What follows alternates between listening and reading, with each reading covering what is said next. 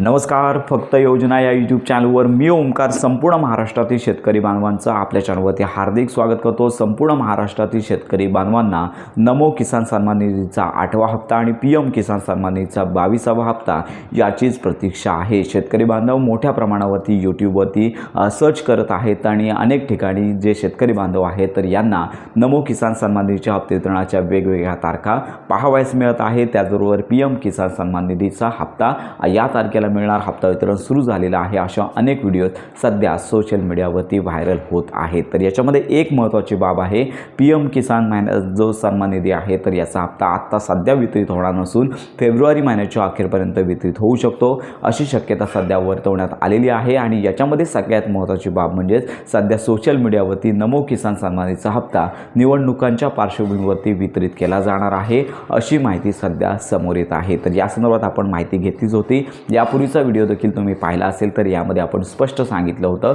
की संबंधित विभागाला अजून तशा सूचना आल्या नाही आहेत की नमो किसान सन्मान निधीचा हप्ता येत्या 2 दिवसामध्ये वितरित होतोय अशी त्यांना माहिती नाही आहे. त्यामुळे त्यांनी संबंधित विभाग म्हणजेच कृषी ऑफिस या ठिकाणून माहिती मिळाली की सध्या तरी शासनाचे अजून या संदर्भात कोणतेच निर्देश आलेले नाही आहेत. आणि कारण का सगळ्यात प्रथम शासकीय मान्यता देणारा GR प्रसिद्ध होतो आणि त्याच्यानंतर हा जो लाभ आहे तो वितरित केला जातो. पण अजून तरी प्रशासनामार्फत संबंधित विभागाला अशा सूचना आल्या नाही आहेत. त्यामुळे सध्या तरी नमो किसान सन्मान निधीच्या हप्ते वितरणासंदर्भात तारीख स्पष्ट नाही आहे. जर सर्वप्रथम GR या संदर्भात प्रसिद्ध होईल आणि त्याच्यानंतर हा जो लाभ आहे तो वितरित केला जातो. या संदर्भातला निर्णय झाल्यानंतर किंवा शासन लक्षात घ्या की अचानक देखील हा लाभ वितरित करू शकतो, परंतु हा सर्वस्वी निर्णय महाराष्ट्र शासनाकडेच आहे. त्यामुळे या संदर्भात अपडेट आपण घेतच आहोत. माहिती मिळताच संपूर्ण व्हिडिओ आपल्या चॅनलवरती दिला जाणार आहे. जर निवडणुकांपूर्वी जर हा लाभ येत असेल तर आजचा आणि उद्याचाच दिवस आहे, त्याच्यामध्ये ह्या गोष्टी होऊ शकतात. आणि त्याच्यानंतर जर लाभ देणार असतील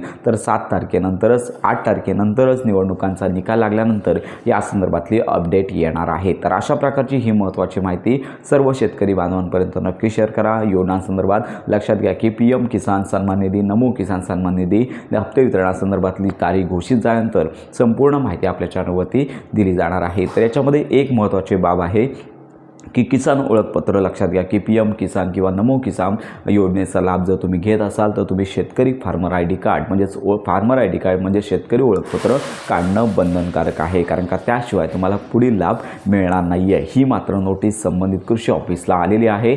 ज्या शेतकऱ्यांचे नावं लक्षात घ्या फार्मर ID कार्डमध्ये नाही आहेत अशा याद्या देखील आलेल्या आहेत. त्यामुळे त्यांच्यामार्फत हे काम युद्धपातळीवर चालू आहे. तर अशा प्रकारे ही महत्त्वाची माहिती संपूर्ण महाराष्ट्रातील लाभार्थ्यांपर्यंत नक्की शेअर करा. योजनांसंदर्भात खात्रीशीर माहितीसाठी आपल्या फक्त योजना या यूट्यूब चॅनलला लाईक, सबस्क्राईब आणि हाईप नक्की करा.